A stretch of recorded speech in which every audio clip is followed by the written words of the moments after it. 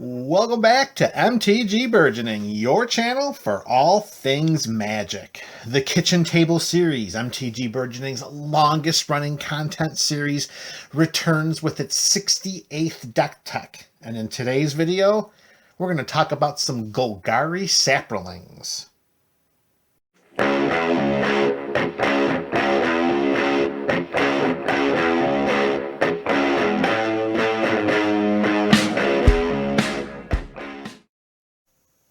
What's up, MTG BC? That is the MTG Burgeoning community. Welcome back to another episode of the Kitchen Table series.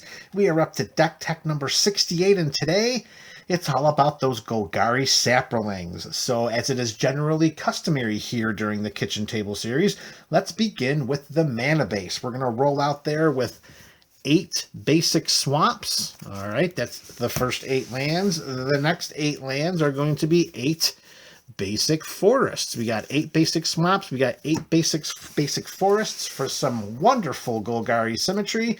And to top it off for the lands, we're going to play with a play set of Woodland Cemetery. This is our Golgari check land. It'll come into play untapped as long as we control a forest or a swamp. 4 copies, and that concludes the land base, but it does not conclude the mana base. We're at the kitchen table, so we are definitely going to throw in one of them there soul rings.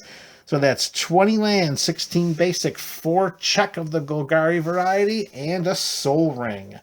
All right, so now let's get right into making some Saprolings. We're going to begin with some 1-drops. And the first one we're going to talk about is the Tukatung Thallid. It is a 1/1 fungus for a green mana. However, when it dies, we create a 1/1 green Saproling creature token. 3 copies of that fungus. Another fungus that's a 1-drop, but this time there's a full play set.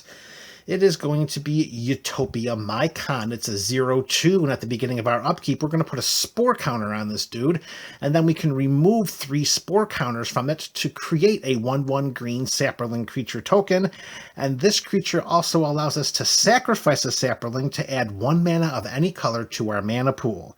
Did you think we were only going to attack with our Saprolings? That's just blasphemy. We're going to do a lot of things with them. 4 copies of Utopia Mycon. All right, next up, ticking upwards to a mana value of 2, but staying with a full playset, we have Spore Crown Thallid. It is another fungus for 2/2. It's 1 and a green, and each other creature we control that's a fungus or a Saproling gets +1/+1. That's fantastic because Tukatung Thallid and Utopia Mycon, in addition to the Saprolings that they create, will all receive the benefit of this power toughness boost. 4 copies of Spore Crown Thallid because we cannot play with 20. All right, next up, a 3/4 here. We're going to play with 3 copies of, and I bet you knew as soon as you heard the title that this was going to be Golgari Saprolings. I bet you knew it was only a matter of time until we talked about old Slimefoot. We got Slimefoot the Stowaway, another fungus. This one's 2/3 for 1 in Golgari colors. Whenever a Saproling we control dies, Slimefoot the Stowaway will deal 1 damage to each opponent and we gain 1 life. We can float 4 mana into Slimefoot in order to create a 1/1 green Saproling creature token. That's a pretty decent mid to late game mana sink. It's definitely not the best thing we can do with 4 mana just to get a 1/1 green Saproling creature token. However, the drain ability is the true reason why Slimefoot is included in this Golgari Saproling deck. 3 copies of Slimefoot the Stowaway. And lastly, when we're talking about our Saproling creature makers, for the creature variety, we have a full playset of Tendershoot Dryad. It's a 2/2 Dryad for 4 and a green mana. It has the Ascend mechanic, which means if we control 10 or more permanents, we will get the City's Blessing for the rest of the game. We will control 10 or more permanents, so getting the City's Blessing should be very easy in this deck. At the beginning of each upkeep, we create a 1/1 green Saproling creature token. Let's not gloss over the text on the middle part of this card. It says at the beginning of each upkeep, not at the beginning of our upkeep. So if you're sitting down to the table with 3 opponents, each round of turns is going to net you 4 1/1 green Saproling creature tokens. Because we're getting so many tokens into play, it's only going to be a matter of time until we get the City's Blessing, and when we do, Tendershoot Dryad will give each of our Saprolings +2/+2. 4 copies of Tendershoot Dryad. Next up, moving away from the creature spells, we're going to talk about some other spells that are going to allow us to create those oh-so-fun Saprolings. The first one is a 2 of, and that's going to be Fungal Plots. It's an enchantment for 1 and a green. We can pay 1 and a green and exile a creature card from our graveyard, and we can create a 1/1 green Saproling creature token. Decent. A better mana sink for mid to late game than Slimefoot the Stowaways. But more importantly, this allows us to sacrifice 2 Saprolings to gain 2 life and draw a card. Having a sacrificial outlet having a sacrifice outlet like this, without having any mana needed to activate it at any time during the game, we can sacrifice 2 of those Saprolings. We can drain our opponents for 2 life each. We gain 2 life from Slimefoot. We're going to gain 2 life from Fungal Plots, and we're going to get a card in our hand.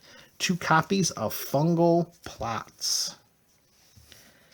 Next up, staying with enchantment but moving to aura, we're going to play with 3 copies of Fists of Ironwood. It's an enchant creature for 1 and a green. When Fists of Ironwood ETBs, we're going to create 2 1/1 green Saproling creature tokens, and the aura gives enchanted creature trample. So really, in our minds, this is just invest 2 mana to create 2 1/1 green Saproling creature tokens. We don't really have any monstrous biggins in this deck, so the trample is not really a necessity. However, the swarm ability of all of our Saprolings, of which Fists of Ironwood would definitely lend towards, is the reason why we have it in this deck. And lastly, from this point of the video, we have a 3 of Saproling Migration. It's a sorcery for 1 and a green, but it does have kicker of 4. If we pay just the 1 and the green, we'll create 2 1/1 green Saproling creature tokens. Now, that's pretty much what we're getting out of Fists of Ironwood. If we were to pay the kicker, we create 4 of those tokens instead. So the mana is not really as good when we're talking about adding the kicker to the spell, because without paying the kicker, it's 1 mana per 1 Saproling. Here, it's 6 total mana for just 4 Saprolings. So that's not as mathematically beneficial on our side. However, this may be a good mid to late game card to kick if we really need to flood the board with some of those Saproling creature tokens. And again, it's better than what Slimefoot the Stowaways mana sink is. 3 copies of Saproling Migration. All right, next up, let's play with some cards that are going to help to really sync up and ratchet up and just get as many token activations as we possibly can, or drain activations, and that's going to begin with Strionic Resonator. It's an artifact for 2. We can pay 2, tap it, and we can copy target triggered ability we control, and we may choose new targets for the copy. So the first thing that comes to mind is this will be a great way to double up the life drain from Slimefoot the Stowaway. As a minimally less impactful move, we could also copy Tendershoot Dryad's ability to get an additional Saproling token on one of those upkeeps, but let's not make any mistakes. The Strionic Resonator is in there for Slimefoot the Stowaway. All right, next up, we're going to play with 2 copies of Saproling Symbiosis. It is a sorcery for 3 and a green. However, we may cast this as an instant if we pay 2 more to play it. And if we do, then we tick the CMC up to 5 and a green. And what this spell does is it creates a 1/1 green Saproling creature token for each creature we control. So in essence, we're going to pretty much double the number of creatures we have, and each one of those tokens that are created, they're going to be Saprolings. 2 copies of Saproling Symbiosis. Next up, this card is at instant speed and will do pretty much what Saproling Symbiosis is going to do, just at a slightly nerfed ability. and that's going to be Second Harvest. 2 and 2 green at the aforementioned instant speed. For each token we control, we'll create a copy of that permanent. So this is going to double all of our Saproling creature tokens, and we can cast that end of turn for just 4 mana. And this next card that we're going to talk about, it is a staple in decks like this. It is a finisher, and with enough Saprolings on the battlefield, we win the game if it ETBs and is left without any interaction.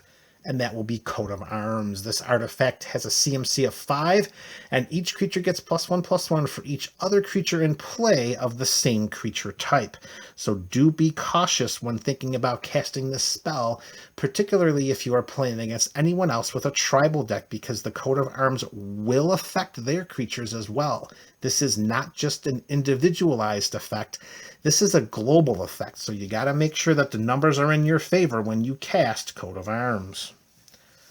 All right, so the last few cards we're going to talk about are some removal spells, and we're going to play with a 3 of Fungal Infection. 1 black mana at instant speed. Target creature gets -1/-1 till end of turn. And as a bonus, we get to create a 1/1 green Saproling creature token. So we can off some mana dorks and get something out of it, or we can create some combat headaches for our opponents. And each time we cast this, as long as we've got that target to put a -1/-1 counter on a creature, we're also going to get that green Saproling creature token. 3 copies of Fungal Infection. All right, some more straight up removal, a little more powerful than what Fungal Infection does. We're going to play with a full play set of Putrefy. Instant speed, it's 1 green and a black mana, and we destroy target artifact or creature, and it cannot be regenerated. 4 copies of Putrefy. And lastly, we're going to play with card number 60. This is Golden Demise, a sorcery from Rivals of Ixalan for 1 and 2 black mana. This spell also has the Ascend mechanic, and if you forgot what that meant already when we were talking about Tendershoot Dryad, if we control 10 or more permanents, we get the City's Blessing for the rest of the game. Golden Demise reads, all creatures get -2/-2 until end of turn. However, if we have the City's Blessing, only creatures our opponents control will get -2/-2 instead. We're going to have the City's Blessing. There's no doubt about that in my mind because of how many creature tokens we're going to create with all of the spells that we've already showcased. So casting Golden Demise will be a great way to wipe out all of our opponents' armies that are little dorky, chump blocking sacrificial lambs so that our Saprolings can swarm in and claim victory. And that's it, MTG BC. Here you have Golgari Saprolings. Let me know your thoughts in the comment section below. This is MTG Burgeoning, your channel for all things magic.